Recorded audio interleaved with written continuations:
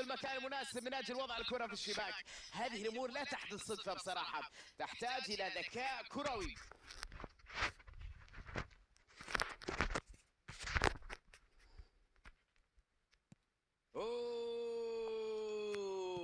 المباراة تبدأ ب1-0. الهدف المبكر يجعلنا متحفزين لكرة قدم ممتعة هذا اليوم. لمسة بينية، غاندوغان، كانت انطلاقة واعدة نحو المرمى. الدفاع كانت له الكلمة الأخيرة.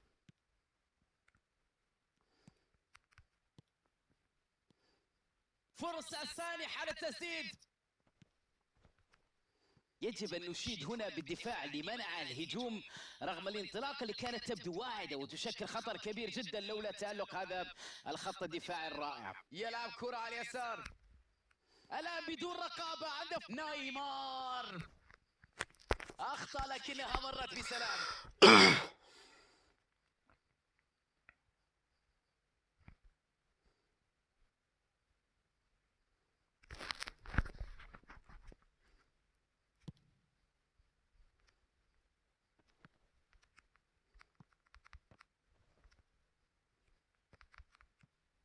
تنتهي الهجمة هنا قبل أن تصبح أكثر خطورة.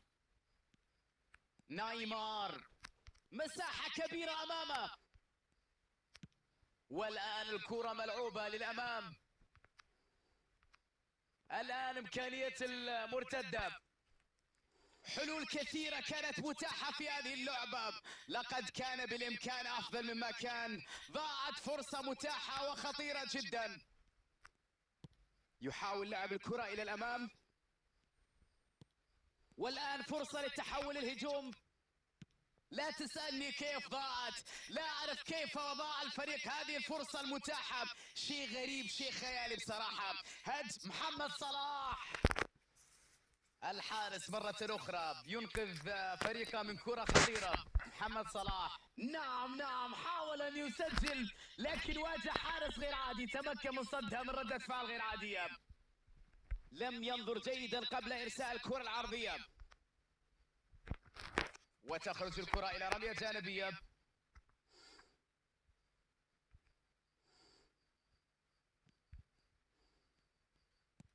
أي دفاع هذا، أي قوة، أي صلابة، أي جدار هذا.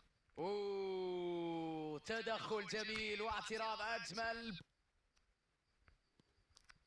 فرصة هجوم معاكس. ضاعت الفرصة على الفريق بسبب غياب الحسم في الأمام. مثل هذه الكرات كانت تحتاج إلى سرعة، إلى اتخاذ قرار، إلى ذكاء. تروسارد، لمسة على اليسار عند المساحة الخالية على الطرف،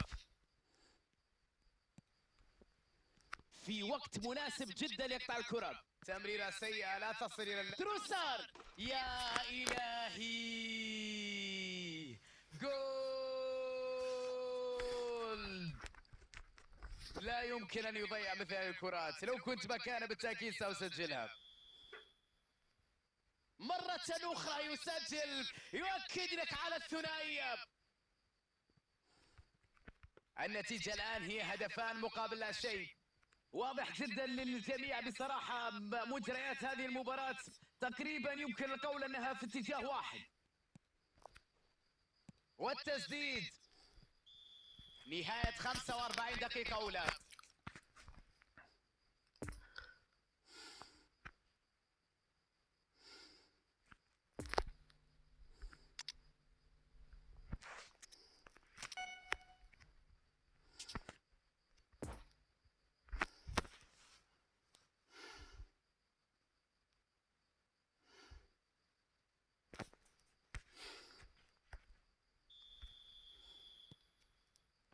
لنتابع معا أحداث الشوط الثاني من المباراة.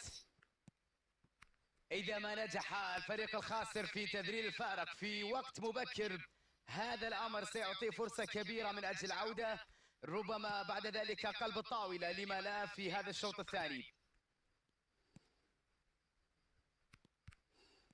فلامينغو، محاولة لصنع هجمة من خلال كرة طولية لكنها لا تنجح. تسديدة من أول لمسة. الله على هذا الأداء، هدف آخر تألق كبير بدون أي فلسفة أمام المرمى، يتمكن من التسجيل. انهاء رائع للهجمة، هذا يقول لك السهل الممتنع، استغلال فرص، استغلال مساحات بدون أي مجال للاستعراض. الكرة بشكل رائع في اللقطة الماضية. شوف سرعة التأثير على نتيجة المباراة بعد أن دخل كبديل، تعطيهم ثقة أكبر في الدقائق القادمة. النتيجة 3 أهداف نظيفة الآن. باص سيء لم يكن بشكل جيد في اللقطة الماضية. تمريرة سيئة لا تصل إلى اللاعب،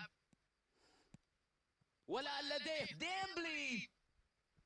تصدي غير عادي من الحارس، هذا الأداء الكبير. حارس يثبت أنه نجم اللقاء. حراس المرمى يحبون مثل هذه المواقف، البعض منهم. تسديدة والتسلل آخر.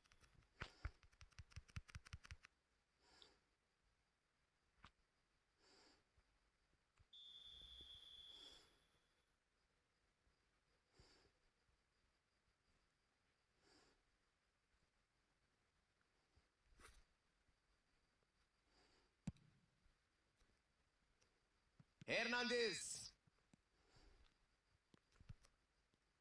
يتدخل ويقطع الكرة، عنده خاصية قراءة اللعب والتحرك لقطع الكرات. يمر ويلعب كرة بينية،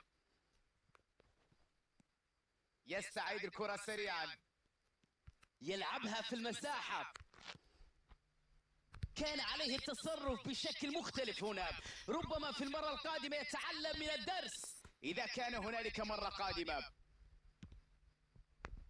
استعادة سريعة للكرة، كرة خطيرة أمامه، مجال يلعبها ببراعة، وكرة في اتجاه المرمى. جول!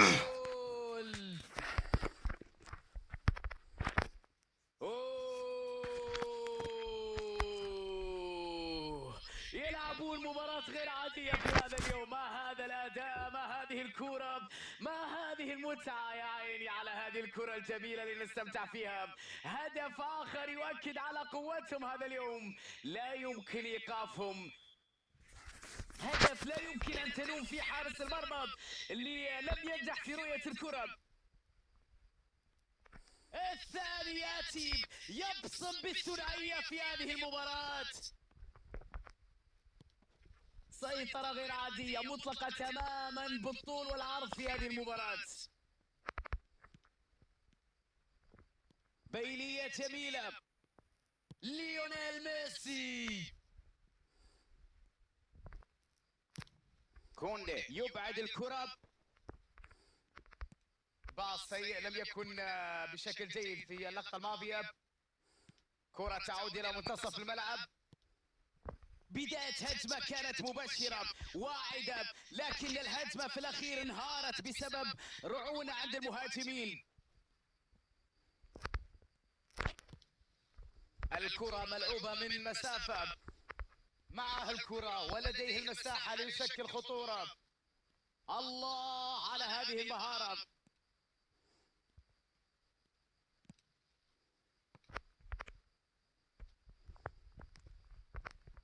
ميسي، هجمة مرتدة الآن. تمريرة سيئة لا تصل إلى اللاعب، يحاول تمريرها من بين المدافعين.